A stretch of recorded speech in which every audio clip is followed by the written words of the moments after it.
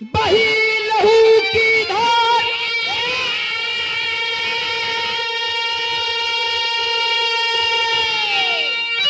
अरे वीरता तौल रही तलवार, श्याम सुंदर से बोले भीषम की ललकार।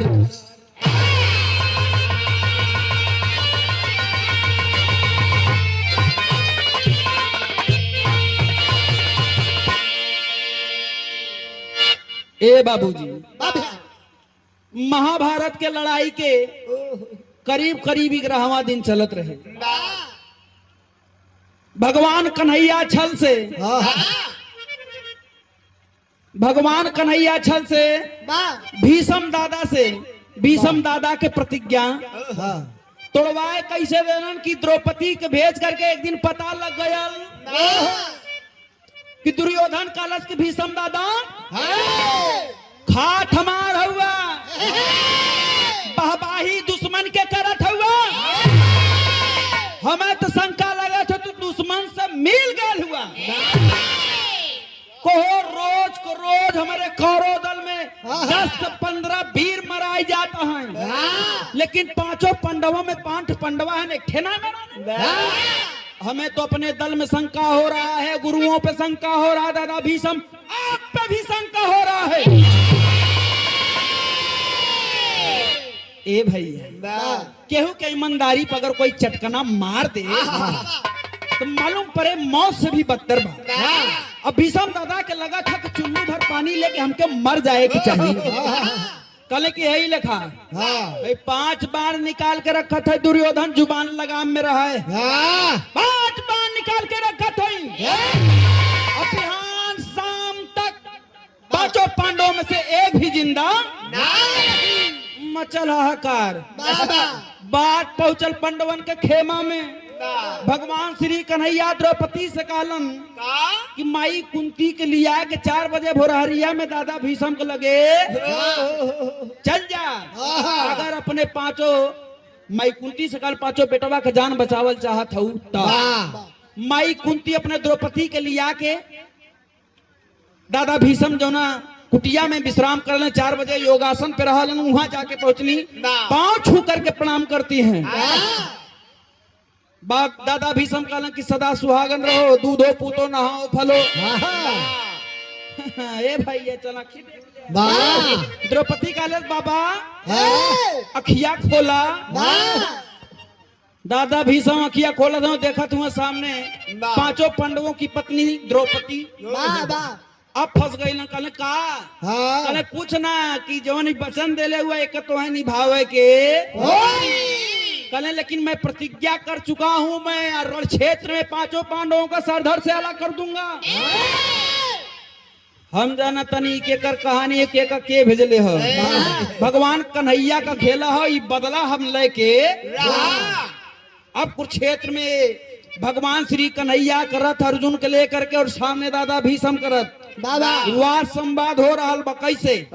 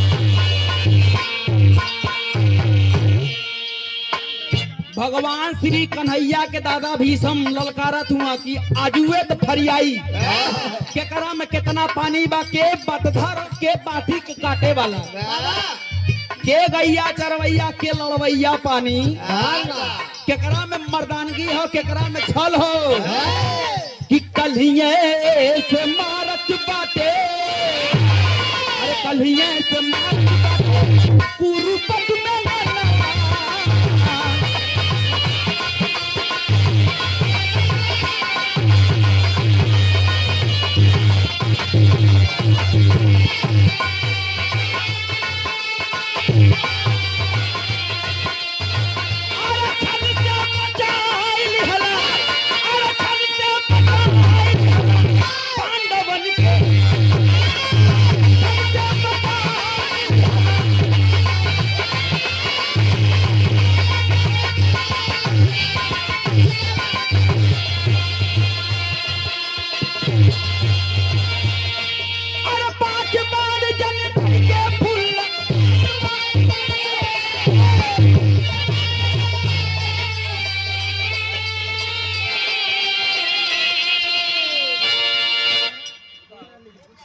ए साउंड वाला भाई, एक बेरी बेरियस में तार मशीनें खराब हो गई हैं।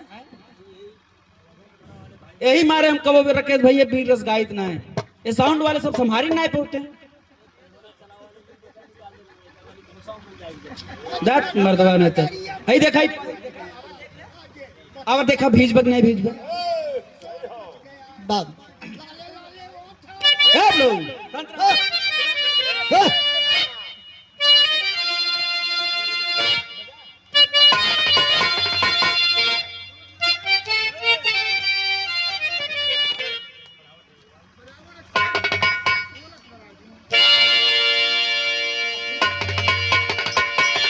अरे कलिए से मारत, अरे कुरुपत में लड़ना।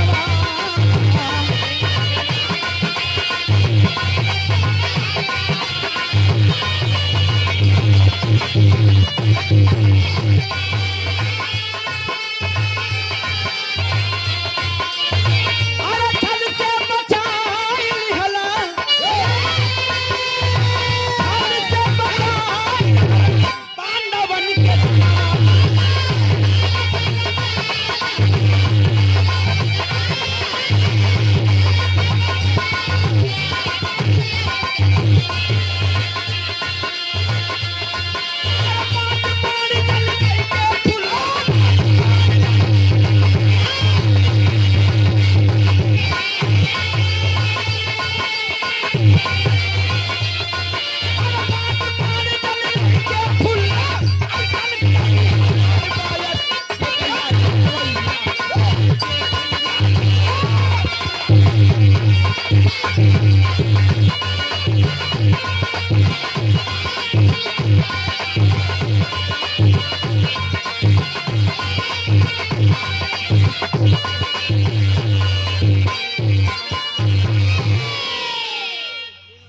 दादा भीषम भगवान कन्हैया से कहलन, हे श्री कन्हैया, तू हमेशा के छलिया बाड़ा, हमारा साथ हमेशा सबके साथ तू हमेशा छल कैले बाड़ा, और आज छल हमारा साथ भी कैला। काहे से हम तो बिना मतारी के हूँ, तू तो माई के सुख पौले बाड़ा। लेकिन एक बात सुन ला, एक कन्हैया, भगवान श्री कन्हैया से दादा भीषम कहते कहते आंखों से आंसू चलने लगा। और महफिल की शोभा बढ़ा रहे हमारे हृदय के गार्जियन, मेरे बड़का भैया। अरे इस भाव को समझते हुए, जे भाव के समझे वो महान हो। सही है, मेरे सुरेंद्र भैया की तरफ से वीर भाव थे, शानदार 200 रुपया देकर के सम्मान किया गया। चौड़ों में प्रणाम, सब भैया को प्रणाम पहली। अरे तोहरे जसुदा मैया के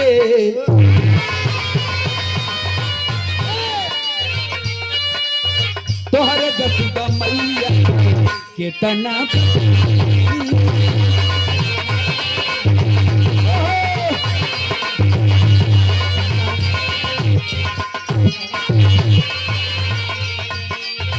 हमारे गंगा मैया के घर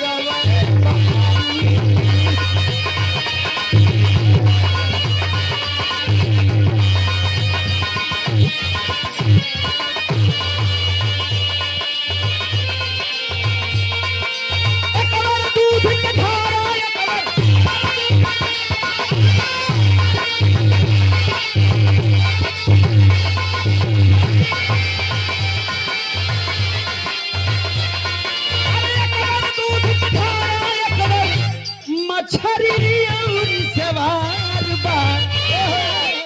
के गैया चरवैया, अरे के गैया चरवैया, अरे के गैया चर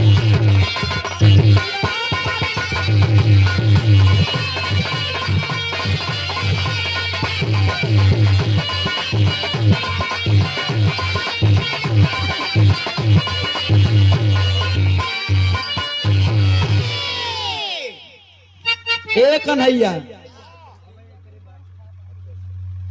आप हमेशा के छलिया हुआ हमेशा छल कैले बड़ा, और आज छल से भी हमारे 5 बार छोड़वा ले हुआ। लेकिन एक बात जान ला ना, अगर तो है लगा था कि 5 बड़वा छिनवा ले के बाद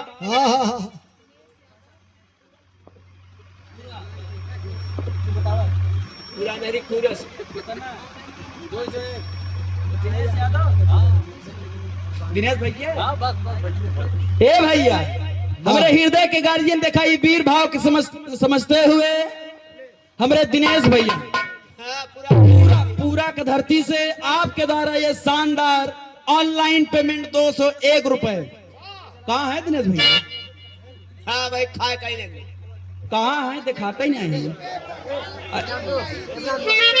अच्छा, सब भैया बाबू के चरणों में कोटि कोटि प्रणाम, सब भैया का प्रणाम, पहल की आशीर्वाद के कामना। लेकिन दादा भीषम कहला का कहला,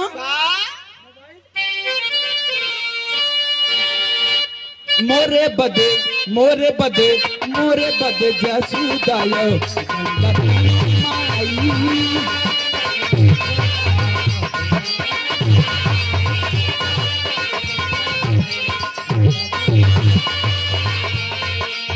लेकिन आज रन्नावा में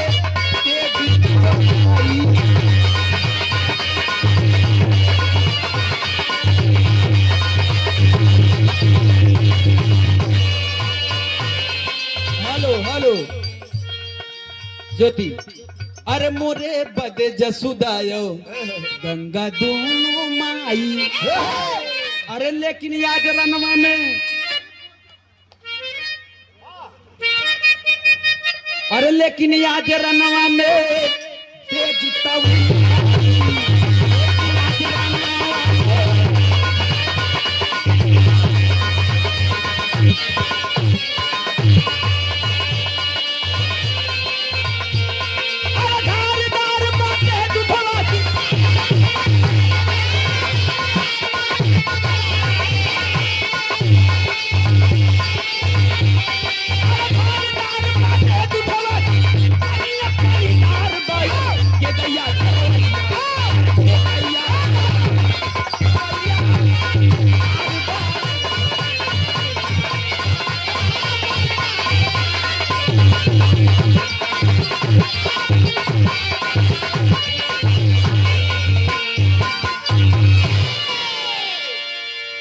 कहते कहते बाबूजी कहते इतना ही वार्ता हो रहा है और दादा भीषम मुस्कावत हुआ, कहलन कि हमार प्रतिज्ञा तोड़ले हुआ तो हम तोहार प्रतिज्ञा तोड़। भगवान कन्हैया मन मन मुस्काता है कि तोहार मन बा तोड़ ला। इतना ही बीच बाबूजी भगवान कन्हैया के सारथी पर बाण चला दिए। जब सारथी पे बाण चलाओ, अरे दादा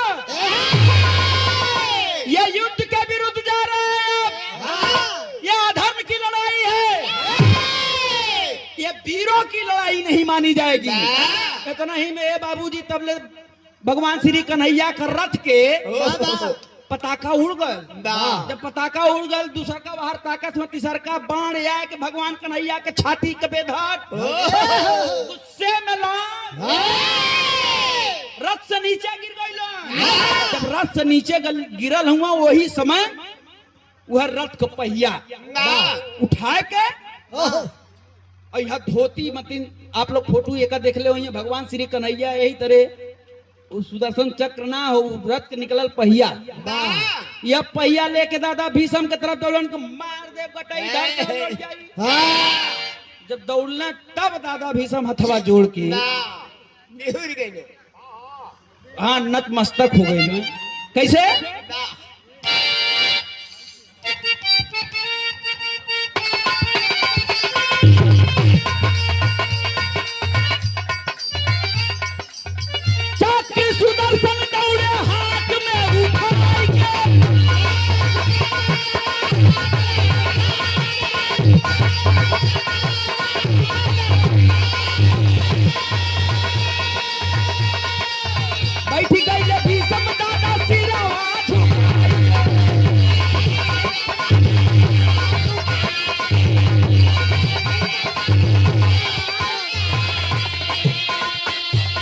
अरे करा मारे है कृष्ण कन्हैया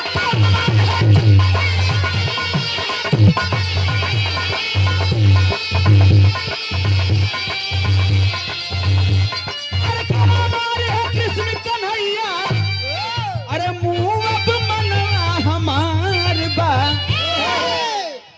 के गैया चरवैया के गैया चरवैया अरे के गैया चरवैया अरे तो लड़वैया पानीदार बा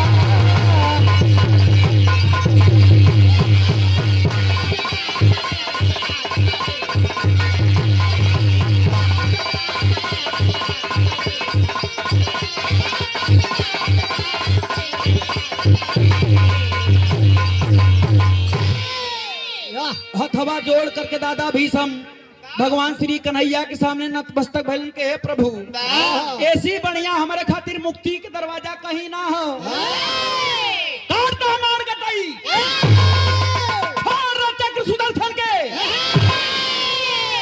हमके भी स्वर्ग प्राप्त हो जाए वाह कलाकार हो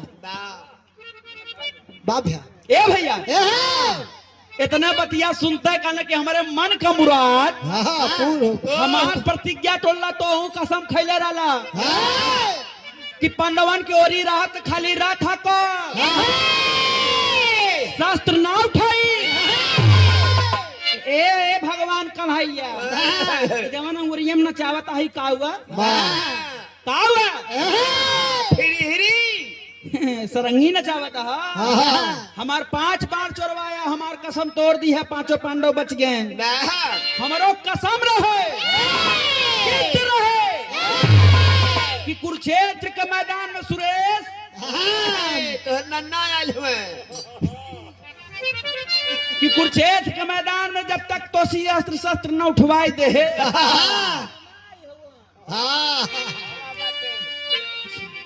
तब तक हमारा प्रतिज्ञा पूरी ना हुई भगवान कन्हैया मुस्कुराए लगे कैसे बारे दादा भीषम गजब खेला कैला हमको उसका देला मर्दा मुस्कुरा करके क्षमा कर दिए वापसी भयल आखिरी में कहना बा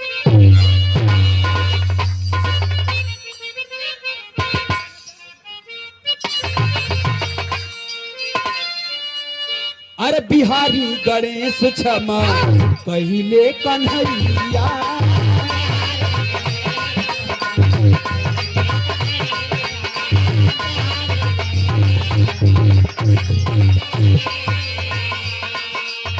प्यारे लाल विजयी के वैसे बिरैया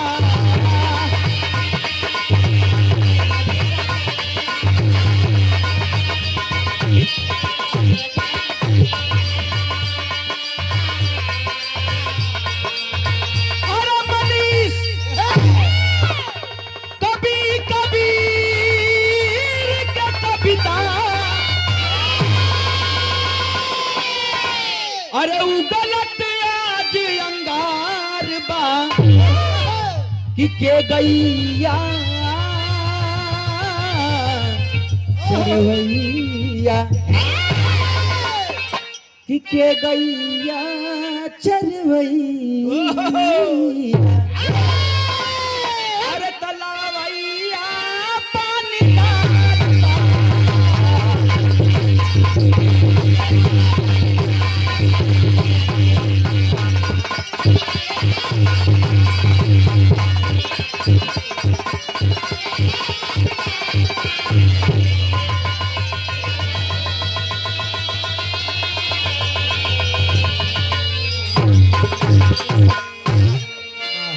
लड़वैया पानीदार